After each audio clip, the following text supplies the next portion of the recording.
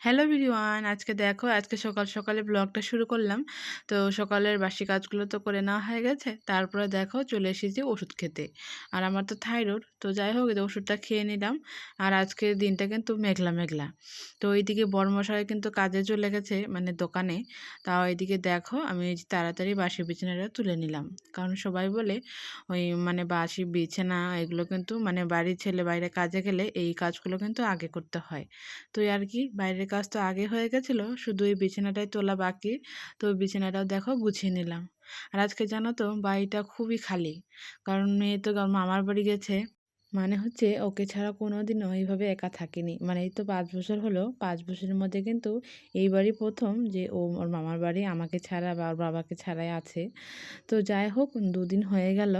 তো এদিকে দেখো আমি এই যে বিছানাটা তুলে নিয়ে যে কম্বলটা কিন্তু ভাঁজ করে রেখে দিলাম। আর এদিকে কালকে তো বাড়িতে থেকে এসেছি, কিন্তু ওই ব্যাগের কাপড়গুলো কিন্তু নামানো হয়নি।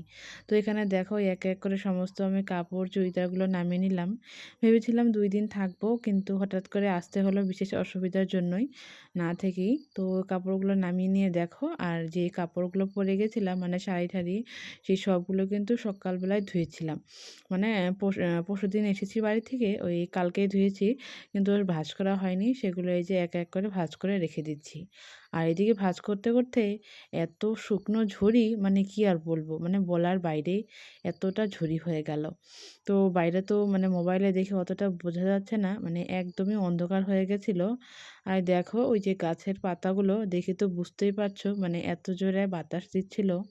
আমি একবার বারান্দা ঝাড় দিচ্ছিলাম, আবারও সেই ওই বাঁশের পাতা সব এই যে বারান্দার মধ্যে দেখো উড়ে উড়ে আসছিল, মানে খুব জোরে। আর তারপরে না প্রচুর বৃষ্টিও পড়েছে, তবে সেগুলো আর ব্লগ করা হয়নি, কারণ কাজে চাপ ছিল, এদিকে পূজা দেওয়া।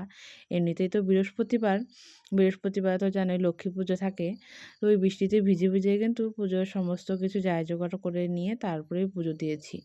তো তারপরে তো রান্না বাড়া করে নিয়ে আর ব্লগটা যেন তো এডিটই করতে পারিনি। তো যাই হোক এই যে সন্ধ্যের সময় একটু সময় পেলাম, তো এই যে ভাবলাম ব্লগটা আমি এডিট করি। মানে এতটা অন্ধকার হয়ে গেছিল, মানে মনে হচ্ছিল একবার সন্ধ্যায় লেগে গেছে। তো এই দেখো অবস্থাটা একবার। আর আমাদের তো গ্রামের বাড়ি জানোই, চারিদিকে গাছপালা, আর ওই যে ঝড়ি বাতাস দিলে না খুবই পাতা পড়ে। দেখো পাতা পড়ে একদমই উঠোনের অবস্থা খারাপ।